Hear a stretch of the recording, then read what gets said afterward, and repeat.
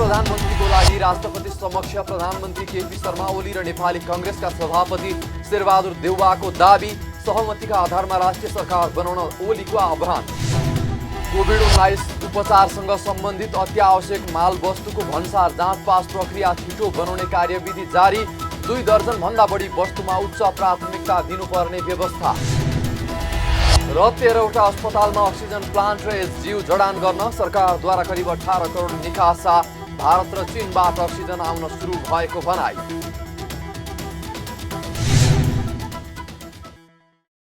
हामी छौं पल पल तपाईसँग,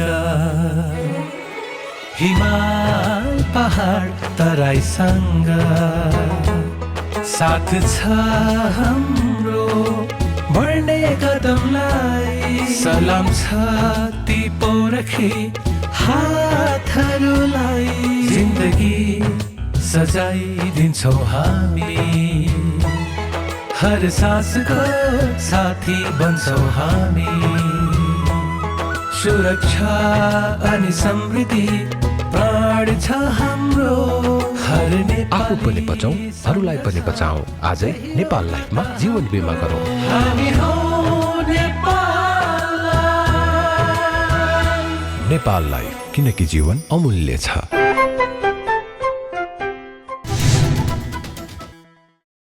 नमस्कार, कारोबार समाचारमा स्वागत छ। अब समाचार विस्तारमा। मुलुकको 44औं प्रधानमन्त्रीको लागि राष्ट्रपति कार्यालयमा 2वटा दाबी पेश भएको छ।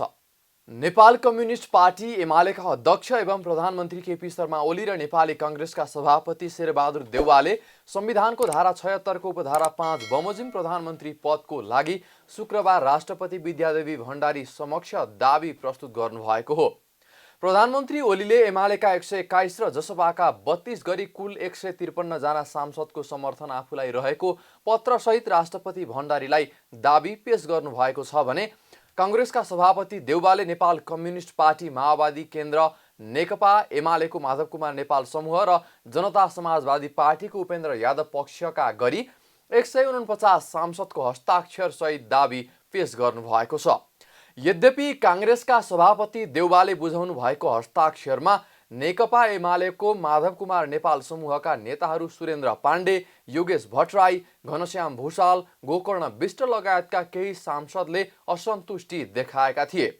त्यस लगत्तै केही सांसदको नाम हटाइएको थियो। प्रधानमन्त्री ओलीको दाबी पत्रमा भने जसपाको अध्यक्ष महन्त ठाकुर तथा संसदीय दलका नेता राजेन्द्र महतोले समेत हस्ताक्षर गर्नुभएको छ। प्रधानमन्त्रीको दाबी पेश गर्नु भएपछि विपक्षी नेताहरूलाई राष्ट्रपति भण्डारीले प्रधानमन्त्री ओलीले पनि दाबी प्रस्तुत गरेको सुनाउँदै आफू सल्लाह गरेर कानुनी पक्षहरू पनि हेर्ने जवाफ दिनुभएको नेताहरूले बताएका छन्।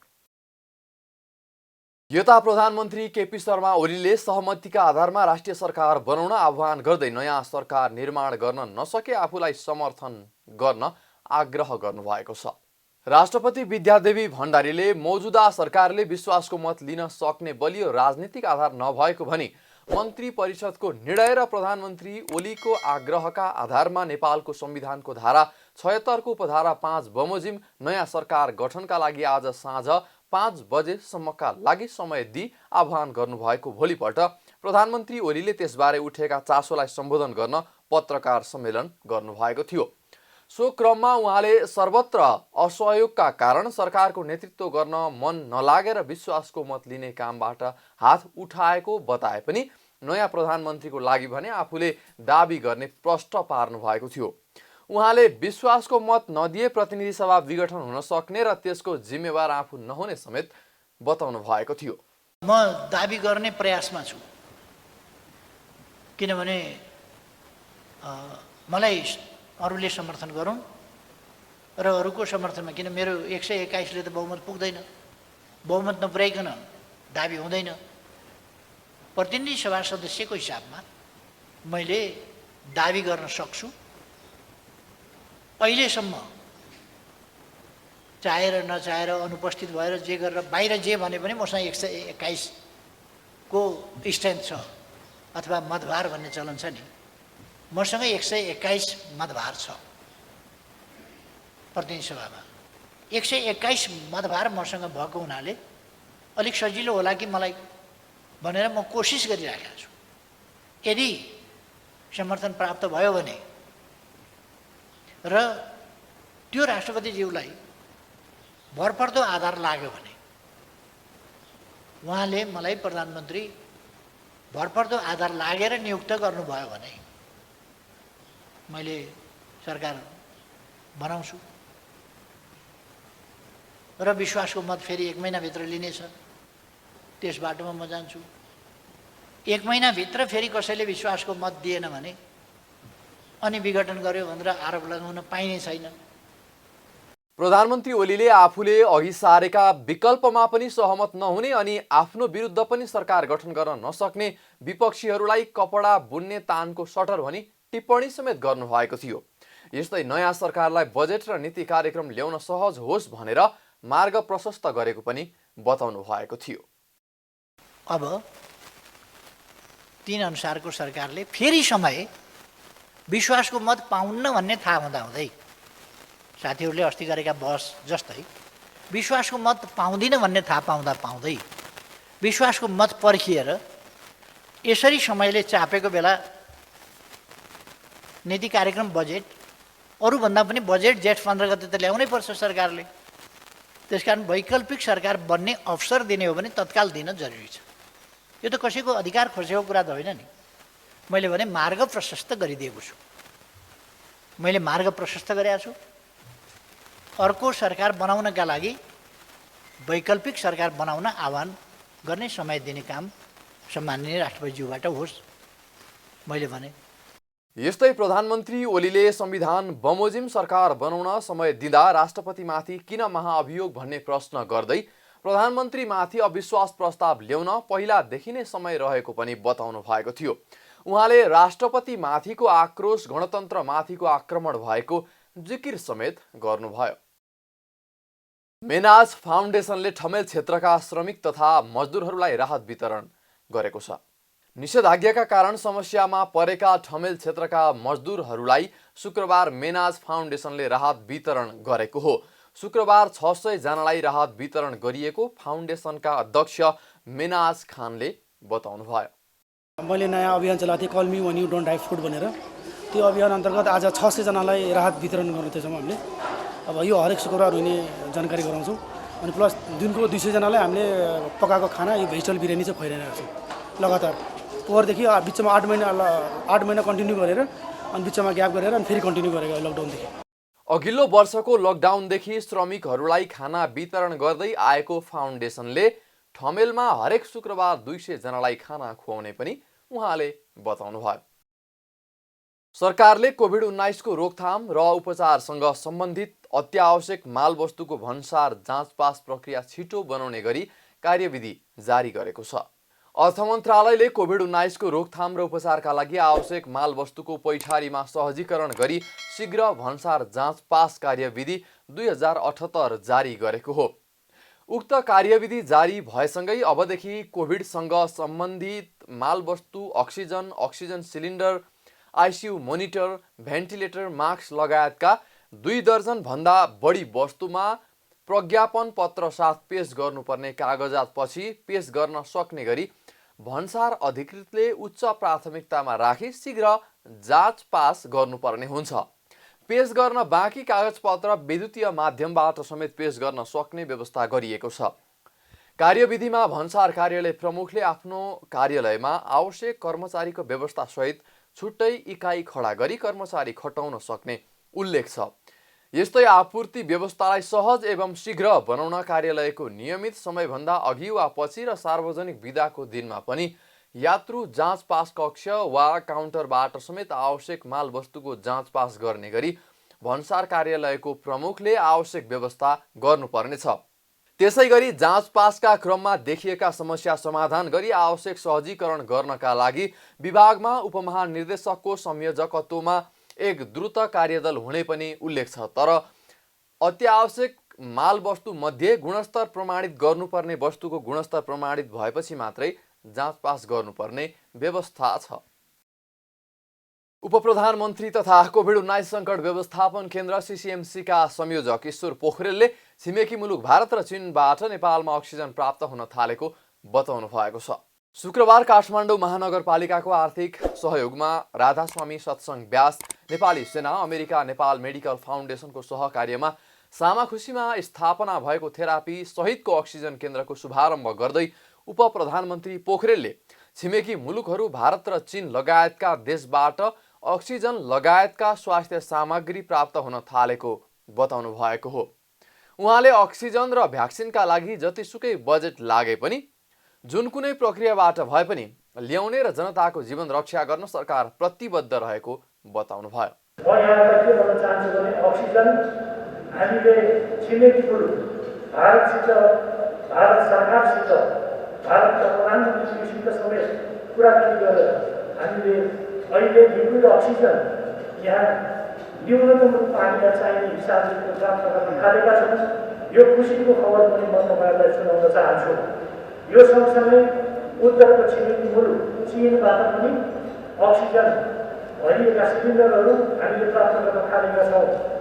उपप्रधानमन्त्री पोखरेलले विभिन्न विदेशी राष्ट्रहरूबाट स्वास्थ्य सामग्रीहरू सहयोग आएको भन्दै स्वास्थ्य मन्त्रालयले आवश्यकताका आधारमा वितरण गर्ने बताउनुभयो। अक्सिजन केन्द्रमा 88 बेडको थेरापी समेतको व्यवस्था छ। आयुर्वेद चिकित्सालय नरदेवीमा 50 शय्याको आइसोलेसन सेन्टर स्थापना गरिएको छ। काठमाडौँ महानगरपालिकाको सहयोगमा आयुर्वेद चिकित्सालय नरदेवीमा कोभिड-19 का बिरामीलाई उपचार गर्नका लागि 50 शय्याको आइसोलेसन स्थापना गरिएको हो। आइसोलेसन भोलि शनिबारदेखि सञ्चालनमा आउने निर्देशक डाक्टर प्रदीप केसीले जानकारी दिनुभयो। आइसोलेसनमा कोभिड-19 सङ्क्रमित बिरामीहरूका लागि आधुनिक चिकित्सा सँगसँगै आयुर्वेदिक जीवनशैली, योग, श्वास प्रश्वास, एक्सर्साइज र विभिन्न मनोसामाजिक परामर्श सहित उपचार गरिने पनि डाक्टर केसीले बताउनु भयो। हामीले यो कोभिड-19 को महामारीलाई लक्षित गरी 50 शय्यायुक्त आइसोलेसन सेन्टर जसमा चाहिँ एचडियू हाई डिपेन्डेन्सी युनिट सहितको उपचार सेवा ल्याएका छौँ।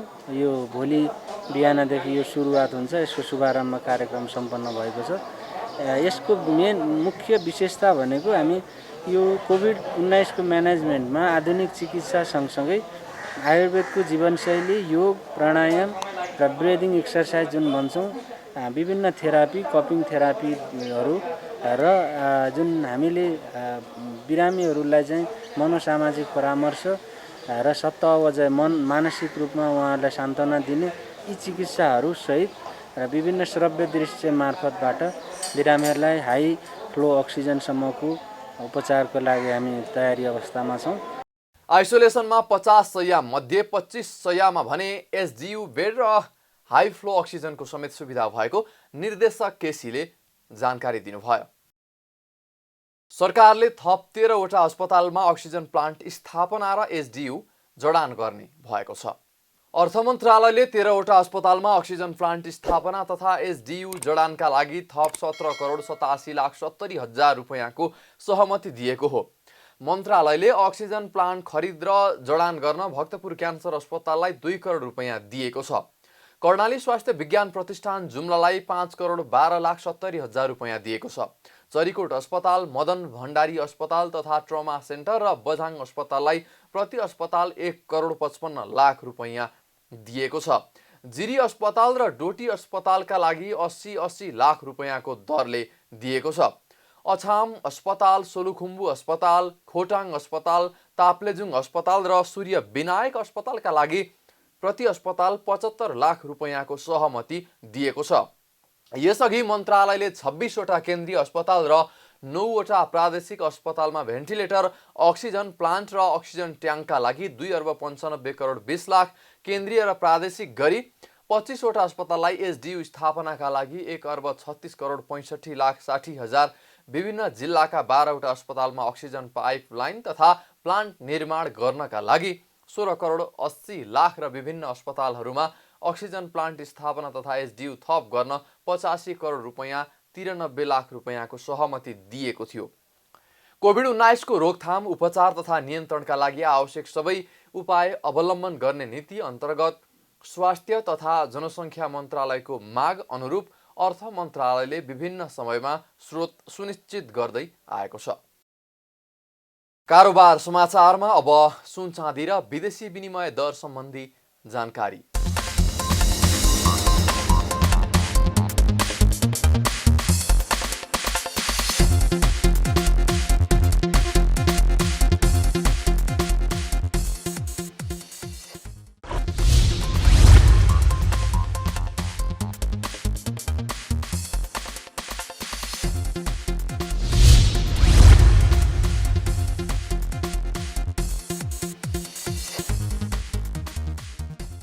बिदा हुनुअघि अहिलेसम्मका प्रमुख समाचार फेरि एकपटक। नयाँ प्रधानमन्त्रीको लागि राष्ट्रपति समक्ष प्रधानमन्त्री केपी शर्मा ओली र नेपाली कङ्ग्रेसका सभापति शेरबहादुर देउवाको दाबी, सहमतिका आधारमा राष्ट्रिय सरकार बनाउन ओलीको आह्वान। कोभिड-19 उपचारसँग सम्बन्धित अत्यावश्यक माल वस्तुको भन्सार जाँच पास प्रक्रिया छिटो बनाउने कार्यविधि जारी, 2 दर्जनभन्दा बढी वस्तुमा उच्च प्राथमिकता दिनुपर्ने व्यवस्था। र 13वटा अस्पतालमा अक्सिजन प्लान्ट र एचजियू जडान गर्न सरकारद्वारा करिब 18 करोड निकासा।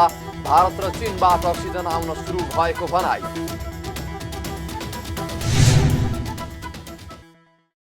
कारोबार समाचार सकियो। हामीलाई बिदा दिनुहोस्। नमस्कार।